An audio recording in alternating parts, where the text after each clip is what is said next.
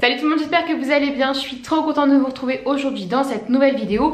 Vous l'avez vu, aujourd'hui on continue sur les tendances de rentrée, mais cette fois-ci on s'attaque à la basket. Cette catégorie elle est très importante chaque année, donc j'espère qu'elle ne va pas vous décevoir cette année. On va pas perdre trop de temps avec l'introduction parce que j'ai quand même pas mal de tendances à vous montrer, donc on va commencer maintenant. La première tendance qu'on va pas mal retrouver pour la rentrée, c'est la tendance des running rétro. On le voit depuis quelques saisons déjà, on a beaucoup de baskets sportives initialement très techniques qui sont sortis du contexte de sport pour être mis dans la rue et portés au quotidien avec des tenues qui n'ont rien à voir pour jouer des contrastes de style. C'est quelque chose qui se fait quand même pas mal. Cette année, on vient vraiment accentuer le rétro comme si on avait piqué une paire de baskets de tennis à son père. On est sur une vibe un petit peu plus poussée. C'est des baskets qui, il y a quelques saisons, on vous aurait dit que ce serait tendance, vous y aurez pas cru et on n'aurait même pas passé une seconde dessus à se demander si on allait les acheter.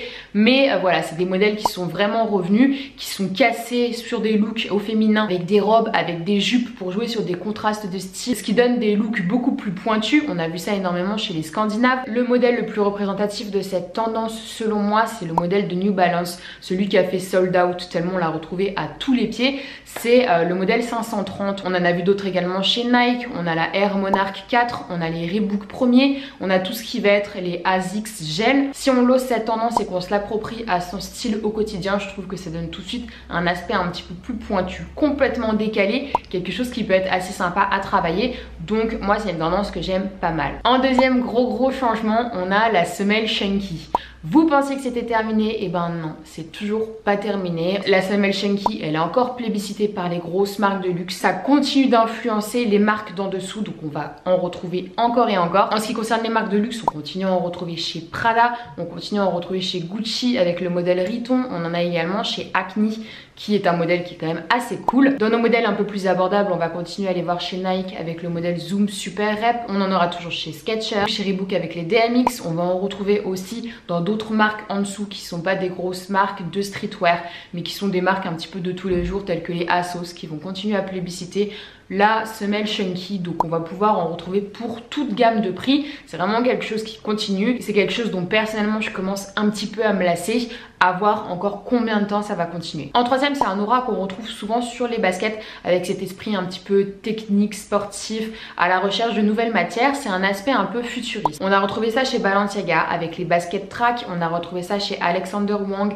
qui a fait une collaboration avec Adidas, les puffs en fait, qui sont une espèce de petite doudoune en métallisé. On a vu ça aussi chez Ganni avec les Tech Low. Ce qui va plutôt être le fil conducteur avec ces baskets, c'est qu'on va retrouver très souvent des aspects techniques. On va retrouver des lignes minimales et exagérées. On va retrouver des jeux de textures, toujours des nouvelles recherches de textures. On va retrouver également parfois des détails un petit peu silver. Chez Nike, on va pouvoir retrouver ça avec la Nike Air Zoom Spiridon Cage 2. C'est une tendance qui est clairement pas ma cam parce que je saurais pas vraiment quoi en faire, mais c'est une tendance qui est quand même présente. Un modèle un petit peu soft qui pourrait éventuellement m'intéresser, c'est un modèle de Acne que je trouve très épuré dans ses lignes et qui est également monochrome, donc facile à aborder au quotidien. Mais sinon, pour cette tendance-là, pas pour moi. En quatrième, encore une tendance inspirée d'anciennes générations, on retrouve beaucoup de baskets esprit vintage, années 70-80. On l'a vu, ça découle du prêt-à-porter. Cette année 2020, il y a une énorme vibe années 70, surtout. Il y a aussi une grosse vibe années 80 et forcément, ça découle sur les tendances de basket. Au niveau des marques de luxe, le plus représentatif de cette tendance-là, ça a été pour moi Gucci avec les tennis 1977. On a également les screeners qui sont volontairement usés en fait dès l'achat pour accentuer sur un effet vintage, tout simplement basket chopé de friperie. Je trouve que dans les marques de streetwear, celle qui représente le plus facilement cette tendance là, ça va être Adidas avec les tennis Club C. On a aussi la Continental 80, c'est des modèles qui font depuis des années, c'est des modèles qui du coup se retrouvent facilement dans cette tendance là, donc qui vont être parfaites si on cherche des modèles qui sont un petit peu vintage. En cinquième, c'est une autre tendance qui découle du prêt-à-porter, c'est la tendance du color block. Cette année, on a beaucoup de jeux de couleurs, on n'hésite plus à sortir vraiment plein de couleurs différentes, à les marier entre elles et à faire des combos qui sortent un peu du lot. Ça fait du bien, plein de couleurs, donc ça va se retrouver sur les baskets pour nous permettre de donner des touches de couleurs facilement à des tenues. Quand on sait pas trop comment marier telle couleur avec telle couleur, ça peut être la bonne option. J'en ai retrouvé énormément, que ce soit des couleurs qui soient intenses, des couleurs qui soient un peu plus pastel, comme on a beaucoup la tendance en ce moment. J'ai vu un modèle qui était super intéressant de chez Nike. En fait, c'est un modèle qui de premier abord est tout blanc et donc le corps de la chaussure est entièrement enlevable et révèle une chaussure beaucoup plus colorée. J'ai trouvé le concept assez cool. Elle est sold out sur le site sur lequel je l'ai vue. Je vous la mettrai quand même en photo et en barre d'infos si jamais ça vous intéresse pour que vous retrouviez un petit peu les références. Mais j'ai vu pas mal de choses vraiment pour tous les goûts. C'est une tendance qui est sympa, mais si on est limité dans son choix de chaussures par rapport au budget, ce qui peut tout à fait être normal, je pense que miser sur un modèle coloré, c'est prendre le risque de s'en lasser plus rapidement. Après, avoir éventuellement miser sur un modèle pastel qui est plus passe-partout et qui sera plus facile à assortir avec plein de tenues. Mais voilà, si on cherche un modèle qui nous dure toute une année et qu'on va poncer vraiment de A à Z, miser sur un modèle aussi coloré, c'est peut-être pas la meilleure solution. En sixième, comme chaque année et comme tout au long de l'année, c'est pas spécifique à la rentrée, on va retrouver énormément de collabs basket entre plusieurs marques. Ce qui peut être sympa avec les collabs, c'est que souvent on est sur des éditions limitées. Donc ça peut nous permettre d'avoir un modèle que peu de personnes vont avoir au pied. Ça peut nous permettre aussi de miser sur des choses qui sont un petit peu plus personnalisées, des choses qui ont plus de caractère. Donc moi je suis vraiment pas contre les collabs, au contraire je trouve ça assez cool. Je sais pas si vous connaissez, mais il y a la marque Bon Baiser de Paname qui fait des baskets qui sont assez classiques. On est plutôt sur de la tennis pour des personnes qui aiment bien les baskets mais sans plus.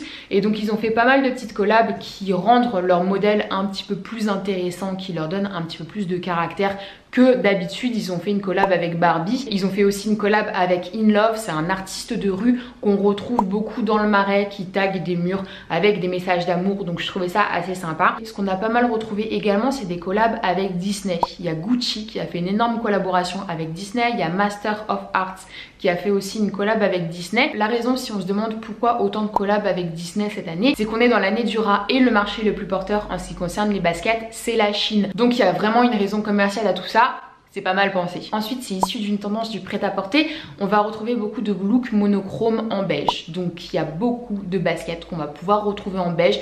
C'est pas forcément une tendance sneakers en soi, mais c'est une tendance qui accompagne le prêt-à-porter. Donc je me suis dit que ça pouvait être intéressant de vous montrer quelques modèles beige si jamais ça vous intéresse pour compléter les looks, sachant que le beige vraiment ça va avec tout, on s'en lasse pas, c'est un espèce de faux blanc.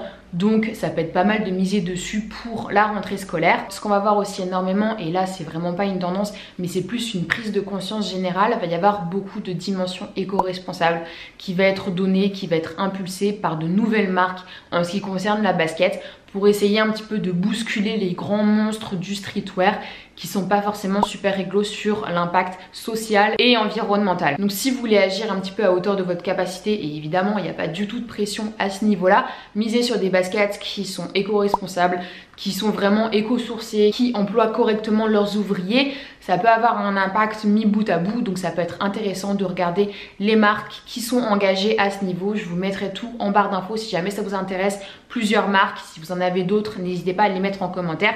Je pense que c'est important d'en parler régulièrement. On parle vraiment de plus en plus du désastre environnemental et des conditions misérables de travail qui sont appliquées par certaines grosses marques telles que Nike, il faut le dire clairement. Donc voilà, ouvrez les yeux là-dessus et essayez de chercher des autres options. C'est faire un pas vers l'avant et essayer de bouger les choses. Donc je trouve ça quand même assez important. Ensuite, pour finir, pour celles et ceux qui aiment les baskets mais sans plus, ce que je vous conseille, c'est vraiment de miser sur des modèles qui sont basiques, que vous allez pouvoir porter dans le temps et dont vous n'allez pas vous lasser et que vous allez pouvoir oser, voilà, recycler au fur et à mesure de vos tenues. Pour ça, on va avoir les chocs classiques qui sont déclinés dans plein de couleurs différentes, avec plein d'imprimes. Il y a des choses qui sont super intéressantes qui se passent sur Converse. On voit beaucoup d'éditions limitées, des modèles qui sont vraiment plus intéressants que ce qu'on voyait les dernières années, donc pourquoi pas se tourner là-dessus. On aura toujours les modèles basiques de Vans, on aura les modèles basiques Air Force, que ce soit en blanc ou déclinés dans des coloris pastels. Donc bref, des modèles qui sont assez classiques, qu'on retrouve facilement, et des modèles qui se marient à vraiment tout style. Voilà tout le monde, j'en ai fini avec cette vidéo, j'espère qu'elle vous a plu. N'hésitez pas à me faire un retour sur les tendances basket que je vous ai données, celles qui vous ont le plus plu, celles qui vous ont le moins plu, celles pour lesquelles vous allez opter. S'il y en a d'autres que vous voulez partager en commentaire, n'hésitez pas à le faire, je suis sûre que ça va aider beaucoup de monde. Si vous êtes nouveau ou nouvelle sur cette chaîne et que vous voulez suivre un petit peu les vidéos tendances, conseils, look, histoire de la mode qui est ici, n'hésitez pas à vous abonner et surtout n'hésitez pas à vous abonner à mon Instagram, là où je poste au quotidien des photos de mes looks, des sélections mode en story, on échange un max en DM. Bref, rejoignez-moi. Voilà, je fais plein de gros bisous et je vous dis à la prochaine.